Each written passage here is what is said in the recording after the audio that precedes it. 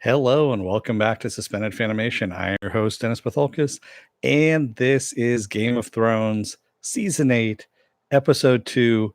No fucking title because they're waiting till the West Coast premiere before they release a title on this thing. Because I guess the titles are supposed to be spoilers.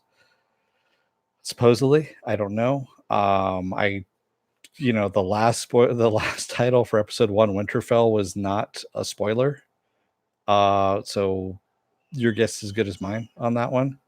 And sorry if you hear little brats screaming in the background. That's a courtyard over in that area in front of me. And they started exactly when Game of Thrones ended. So lovely. So you can end up hearing that. So before I start, spoiler alert, I am going to spoil the shit out of this episode. If you haven't seen it, go and watch it. Come on back. This will be a video and you can comment down below in the comments section.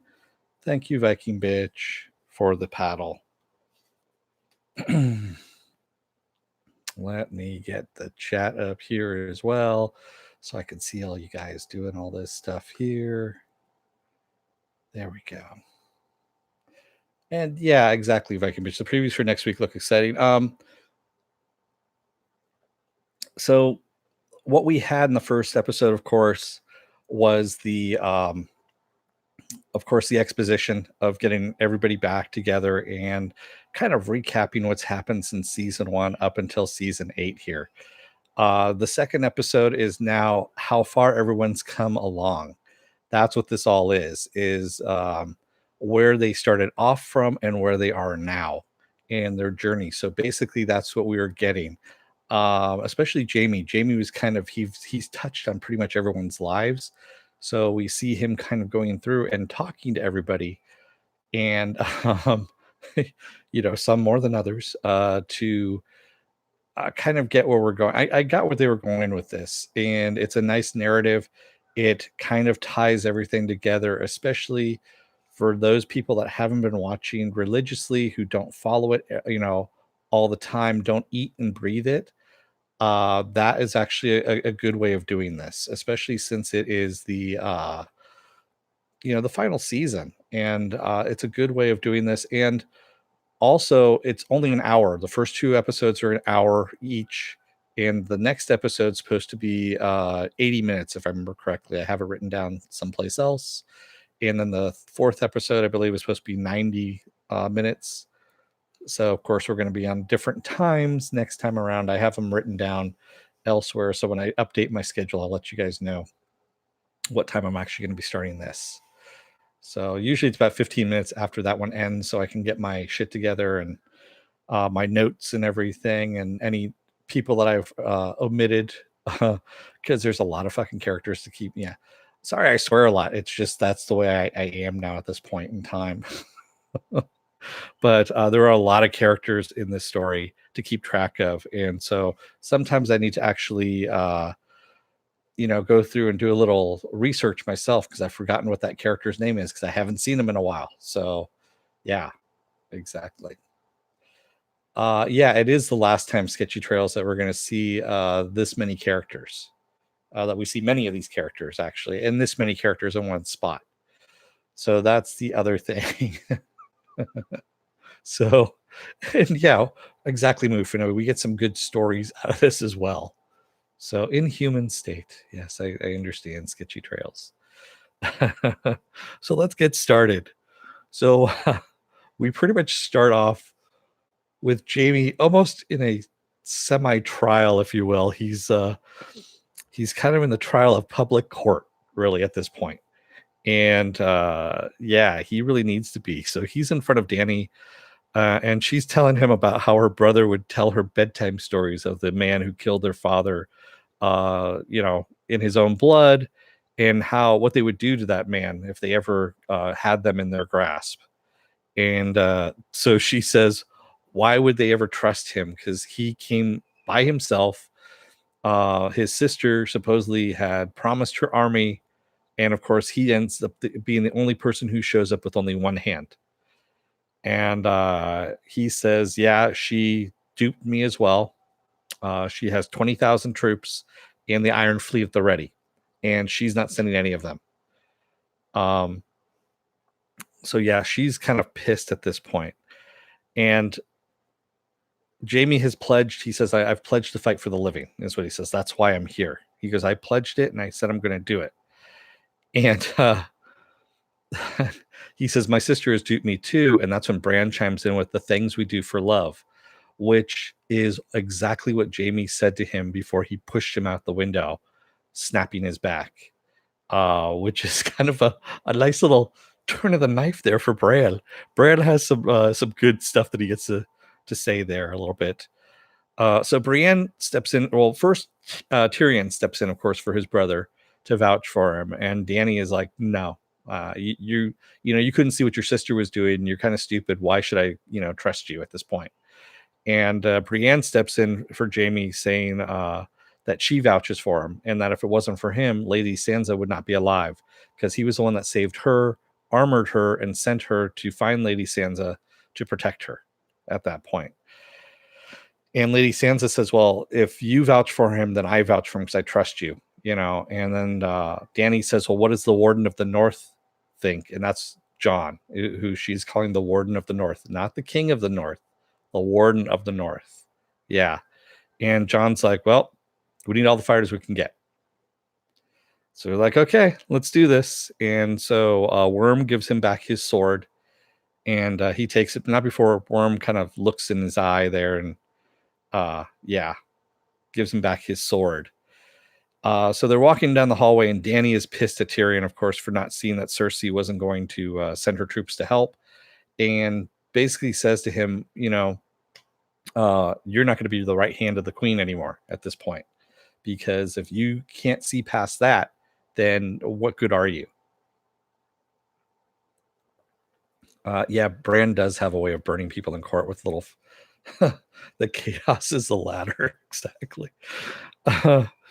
So Arya ends up talking to Gendry and asking him where her weapon is, and he says, I'm busy, I'm making thousands of these things. She goes, yeah, mine should be a priority.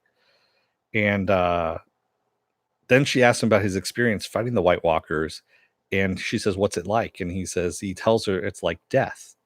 And she says, oh, I know death. I know death's many faces. And she's flinging these knives at the wall in perfect, unison. And Gendry's impressed. And he says, all right, I'm getting right on your weapon. Your weapon's the next one I make right now. So, because at first he was telling her to go and hide in the, in the crypt with all the women and children. And she's like, yeah, no, fuck that. Get my weapon done now, is what she's saying.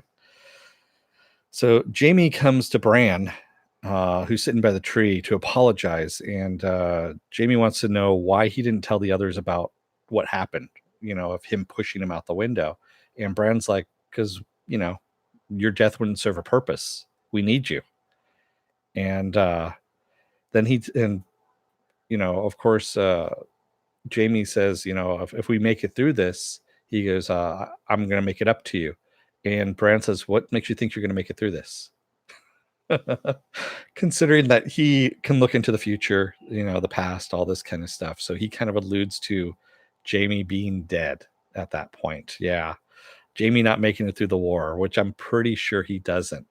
So then Jaime goes over to Tyrion, and they start talking about Cersei and how Cersei has screwed both of them over, and that she used Tyrion even asks, he goes, is she really pregnant? And he goes, yeah, she is. And he goes, okay, so she actually used that against me. And Jaime says, yes, she has a way of using the truth into her lies. And yeah, it's kind of messed up at that point. And Tyrion laments about dying at Winterfell by the White Walkers, being torn apart by the White Walkers. And he thought he would be, dying in his bed at 80 years of age with a mouth wrapped around his dick. So, yeah. Which I thought was kind of funny.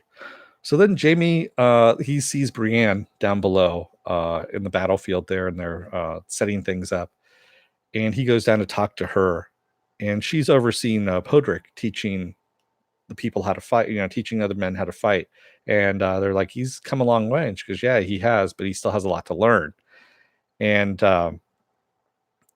they start talking strategy. And she goes, wait a minute, what the hell is this? What do you want? And he goes, what do you mean? She goes, you haven't insulted me yet. We haven't gone this long before without you insulting me. And then he says, I'm not the same person I was before. And he says, I don't think I can fight the way I did, but if you will take me on under your command, he goes, I will fight for you. And that's where we leave it at. So we have Jorah coming to Dany's chambers, and he's telling her, he basically gives her some good advice. He says, first, he goes, I was a little bit jealous of you choosing Tyrion over me for the right hand. And she says, I didn't think I was ever going to see you again. And he says, but he is actually he is the right man for the job. And she goes, how how can you say this? He got duped by his own family. And he says, you need to talk to somebody else here about this. And he directs her over to Sansa. So she comes in and has everyone leave, and she talks to Sansa alone. And they start talking about Tyrion and the decision about keeping him, and how he kind of is affected by Cersei. And Sansa says, when it comes to family, it's a little bit different. Of course, you get blinded by family. She actually has good reason to say this. She has some good insight on this, of course. And Dany finally sees that this is a reason why, that Tyrion isn't as adept with Cersei as he is with everything else. So then Dany wants to know why Sansa is at odds with her. And she says, well, I think you have my brother wrapped around your finger. And she goes, how is that? She goes, he was the one. She goes, I was perfectly content where I was until I met Jon. And she said, I fell in love with him, and I came halfway around the world to fight his war. She goes, so who manipulated who, is what she says. Yeah. And that's when Sansa is like, okay, so what happens afterwards? She goes, the North, after we've been burned by the Iron Throne, we've already vowed we're never going to follow the Iron Throne ever again. So what happens after the war? If we win this thing? And before Dany can answer anything, they are interrupted by the arrival of Theon. And Theon says, only he's there. His sister, of course, isn't. She has gone off someplace else, but he wants to fight for Winterfell if they'll have him. And of course, Sansa embraces him, and he's in, of course. So we see Davos outside, and he's ladling out stew and bread for the soldiers and directing them to the, over to the forge in order to get weapons. And this little girl comes up, and she asks him where she can go and get her weapons at. And he says, what do you mean? And she says her brothers were both fighters, but they're both dead now. And she's, her family are full of fighters, so she wants to fight in the war. And Gilly hears all this, and Gilly's directing the children and all that stuff into the crypt along with the women. And she says, the girl would, they want a great fighter like that to protect them. So maybe she'll come down to the crypt with them and protect them. So kind of a nice little thing right there. We have another horn sound, of course, and Tormund arrives. And he has the news that he actually had to make his way around the White Walkers. And anybody who didn't show up at that point are now with the White Walkers. So, some bad news. And then also, the army of the Night King is going to be there by morning.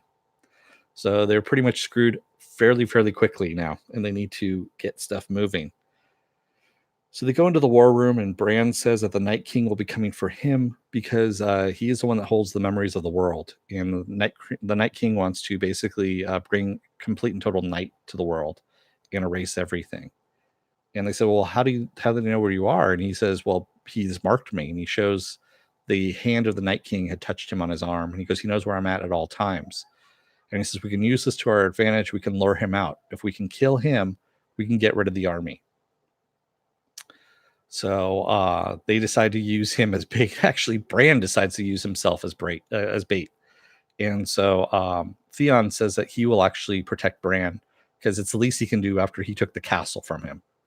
So that's what they're going to do, is they're going to bring him out into an open space. Because at first they're talking about bringing Bran down to the crypt. And he goes, no.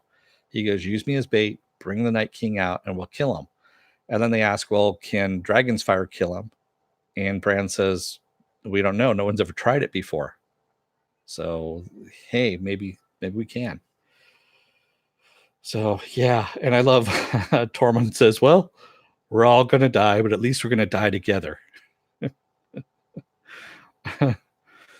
And so everyone leaves, and Bran is sitting by the fire there, and Tyrion pulls up a chair and says, "You've come a long way because you've had a long journey." He goes, "Why don't you tell me about it?" And Bran says, "It's a long story." And I love Tyrion goes, "If only we were trapped in a castle in the middle of winter, with an army bearing down upon us." I love that. That was kind of nice.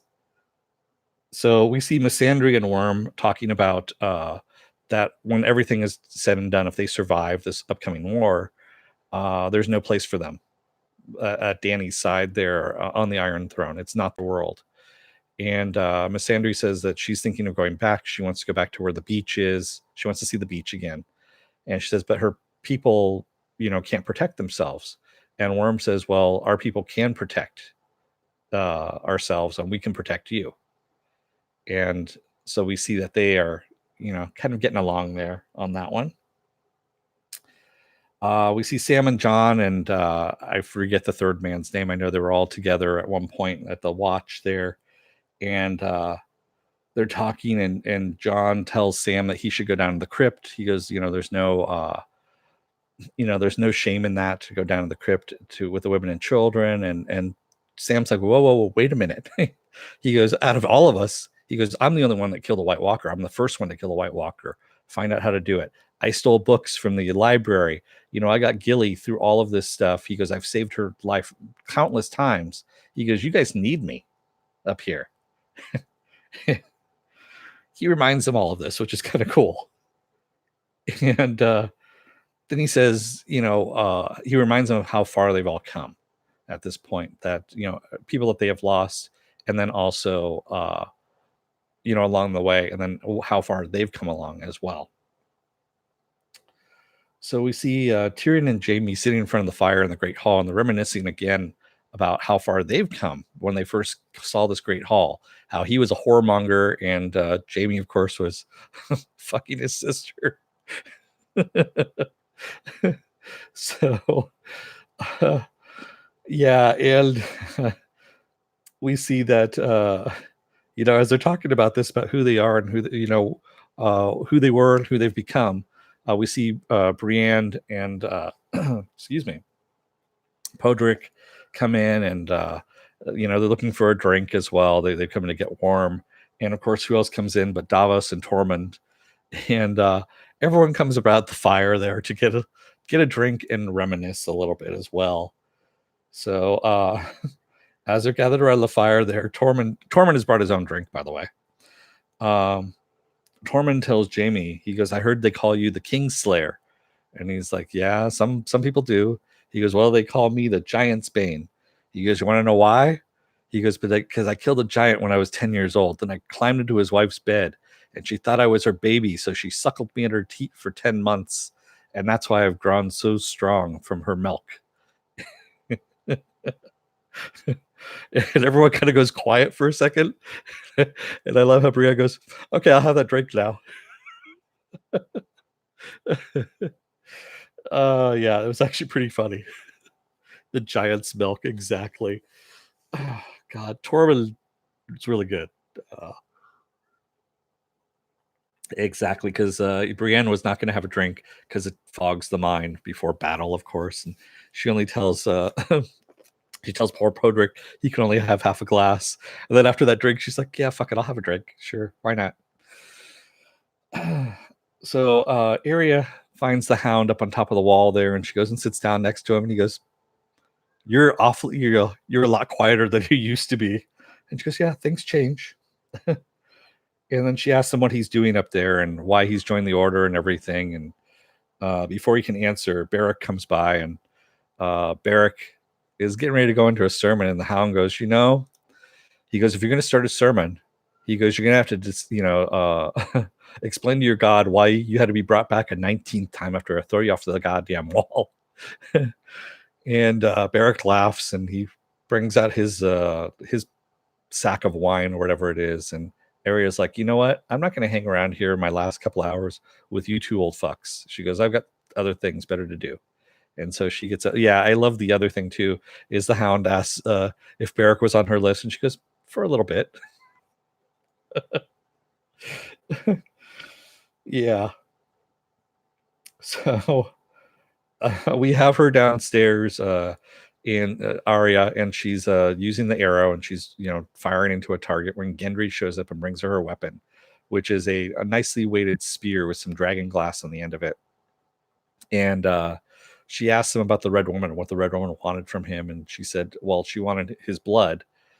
She used leeches, stripped him down, used leeches on him in order to get his blood because of his parentage, and she was going to use it for poison, for whatever nefarious purposes. And so then Arya asked him how many women he's been with. He goes, I don't know. And she goes, you've been keeping count. And he says 3. And she says, well, I want to know what it's like before we die, kind of thing. So she kisses him, and they strip down, of course. And she goes, you better take off your pants. She goes, I'm not the Red Woman. Take off your pants, yourself, kind of thing. Yeah. Exactly. So Tyrion, they're sitting around the fire there, and Tyrion says that everyone in the room here at one point or another has had a beef with the Starks, has tried to fight them. And he's going around the room and basically saying what everyone's been known for. And when they come to Lady Brienne, you're like, well, why are you called lady instead of knight? And she goes, well, women are not knights. They're not allowed to be knights. And he goes, why not? And that's when you have Jaime's, they say, well, only a king can make you a knight. Sir Davos says, if I was a king, I would make you a knight 10 times over. And Jaime says, no. A knight can make a knight. He goes, if you want to be a knight, he goes, stand up here, take a knee. And he knights her in the presence of everyone there. So, yeah, kind of cool. So then we see Lyanna Mormont talking to her cousin Jorah outside about, she goes, you know what? I've led men. I've taught men. I'm going to be fighting outside in the war. You can't hold me back. I'm going to be doing this. And she leaves when Sam shows up. And Sam comes to Jorah and gives him his family sword, which is made of Valyrian steel, and says, I want you to have this and fight with this and use it in the battle. And Jorah, of course, is very humbled by that. We see the wine runs out in the hall, and Tyrion asks if anyone knows how to sing. And of course, it's Podrick who ends up singing. And as he's singing, we get a montage of all the different people saying their goodbyes and whatnot throughout Winterfell Castle. And yeah, everything's kind of coming together here. So we see Jon is down in the crypt when Dany comes by to join him, and she goes, who is this? And he says it's Lyanna Stark. And she tells him about her cousin Rhaegar, who of course raped her. And he goes, no, that wasn't the case. He says they were secretly married. She became pregnant before Rhaegar was killed. And after he was killed, she died because she bled to death during birth. But she gave the baby to her brother and told him to keep him as her own and keep a secret about this. And he says that he is Aegon Targaryen, and that's his real name. And she doesn't believe it, since only his brother and his best friend are the only two that actually know about this.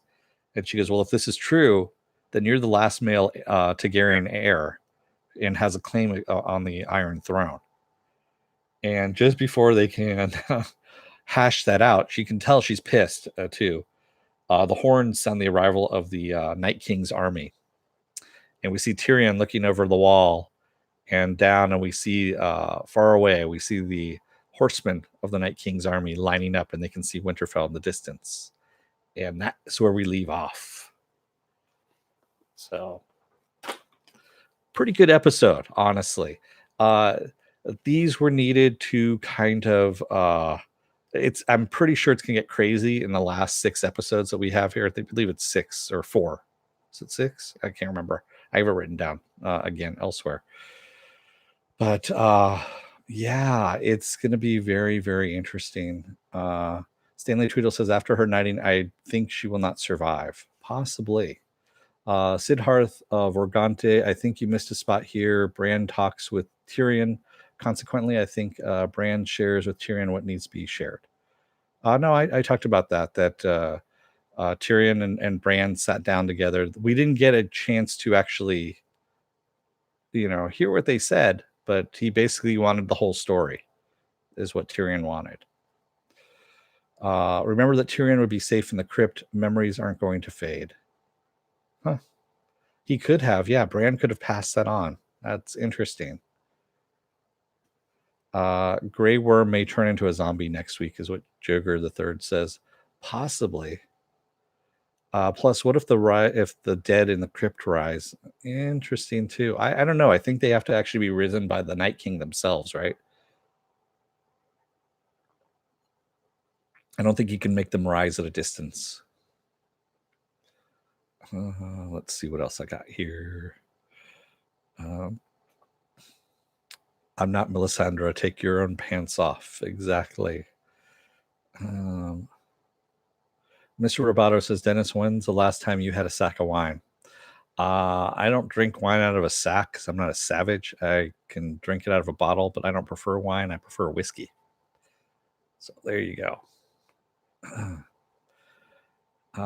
Bane takes over and then breaks everyone back. Nice. Okay. Movie Fanobi says, it's the end when Sam is a ladies' man and war hero. Sam Tarly, killer of whites, lover of women. Yeah. I forgot to write that one down. Yeah, I forgot about that. That was actually kind of funny. At least Tormund wasn't milking a male giant. Yeah, that's true. It could have been a lot worse. Yeah. And what else do we have here? Okay. So I went up as far as I did.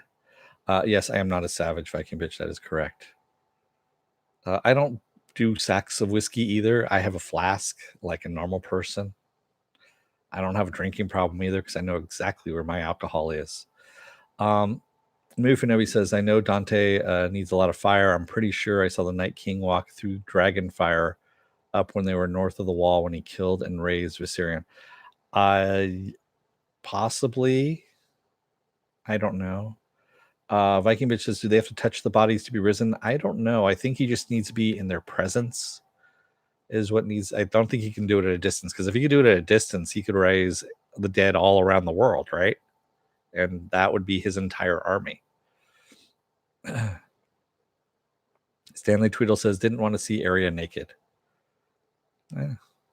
Well, I'm pretty sure that wasn't her. I'm fairly sure that was a body double. So, Mufinobi says, so maybe he can't be killed that way. Well, there's also the dragon fire, the liquid stuff, and there's also dragon glass as well. So maybe you can combine the two, make a little incendiary bomb with some shrapnel. Who knows? Sculpted letter by Viking bitch says, yeah, that was awkward. I still see her as very young. I don't know. I have the passage of time already. That's what I think this whole episode was you don't see the characters the way they were. You see them as they are now. And that's the other great thing about this episode is you actually get to see where they were and where they are now. And that time has passed and they all have changed in some form or another. Some for the better, some for worse, some not that much, but just enough where they could be okay. Joker the Third says Lena Headley has no nudity. Stanley, maybe Maze has the same. Yeah.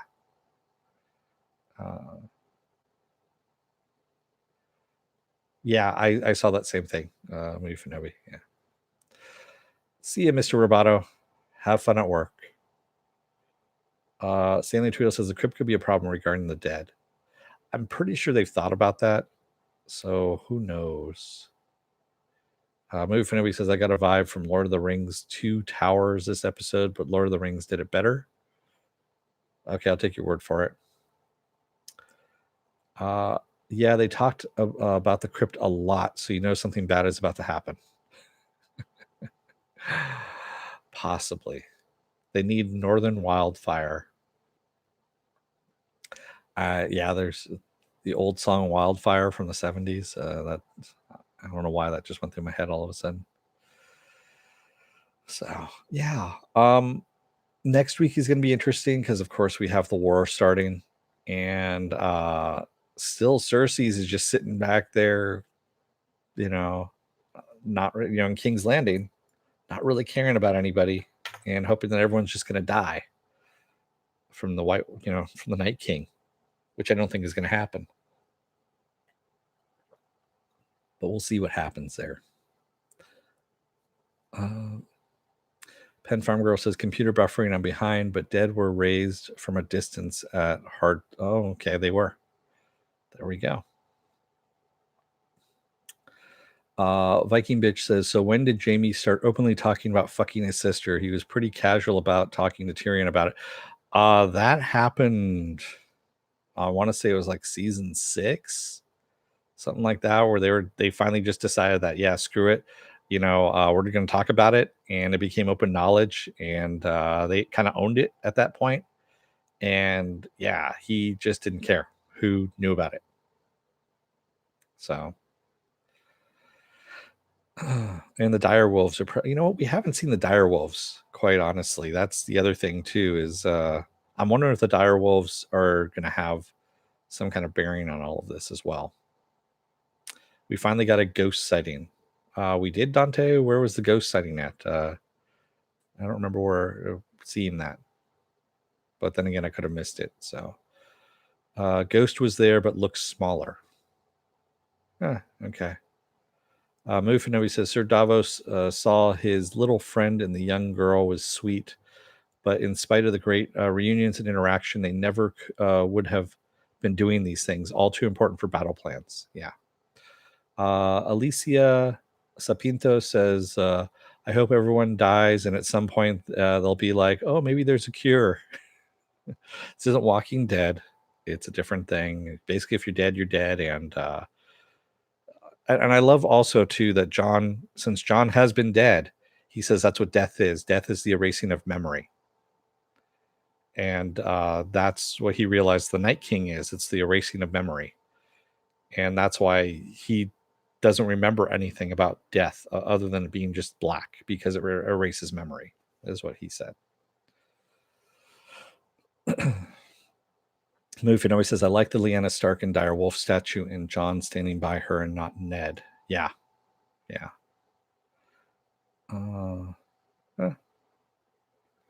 Okay.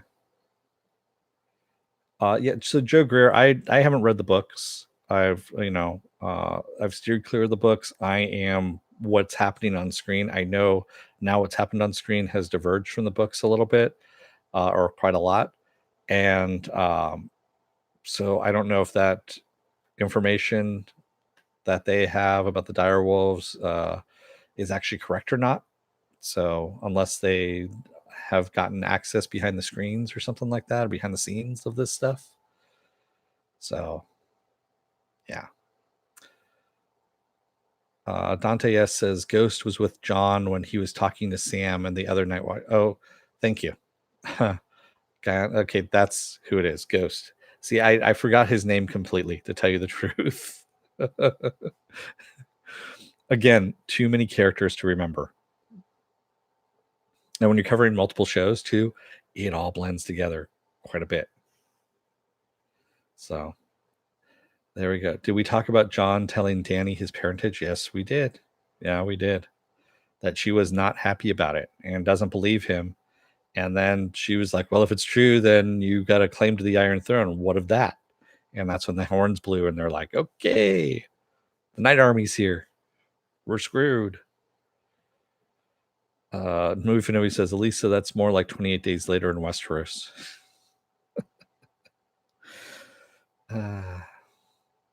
Or The Crazies. It's a George Romero movie, by the way. That was remade with Timothy Oliphant back in the, I want to say like 2007, 2005, something like that.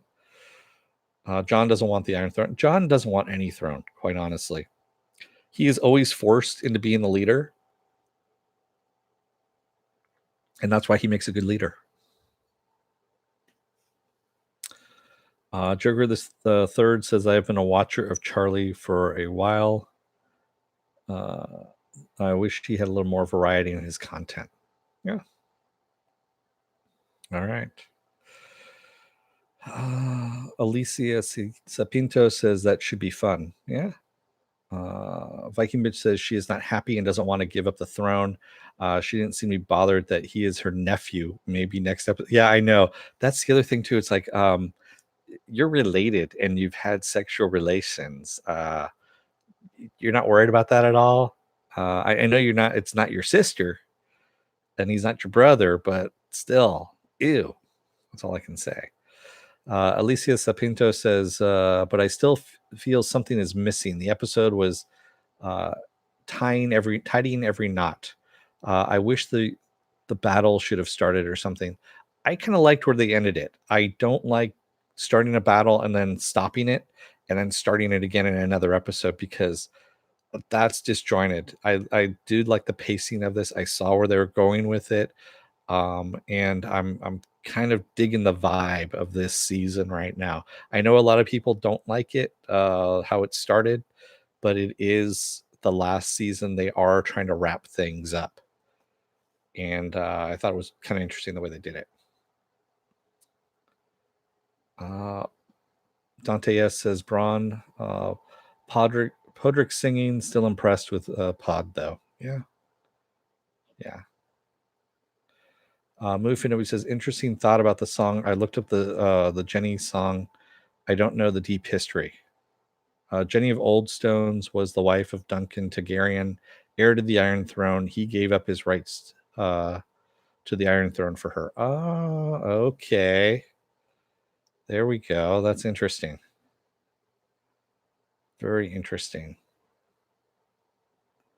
So that could be what happens is that Jon ends up giving the rights to the Iron Throne up to Dany. There you go. And thank you, Mufinobi, for doing a little bit of research on that one.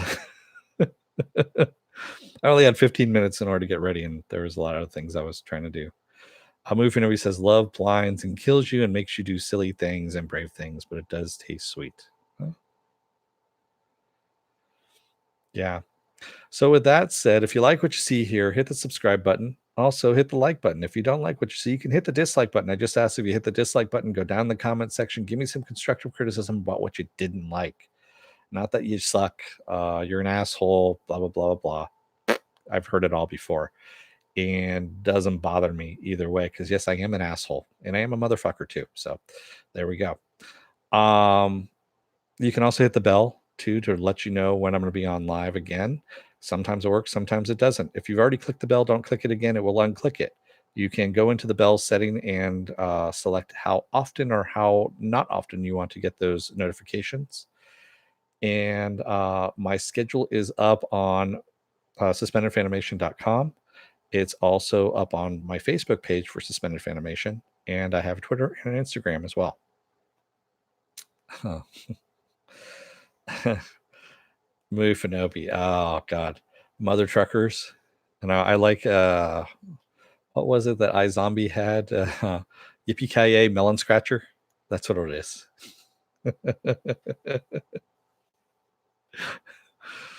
Yeah, because that's one of the things that they nut muffins, exactly. Nut muffins. That man is a total nut muffin. Yeah, Doom Patrol.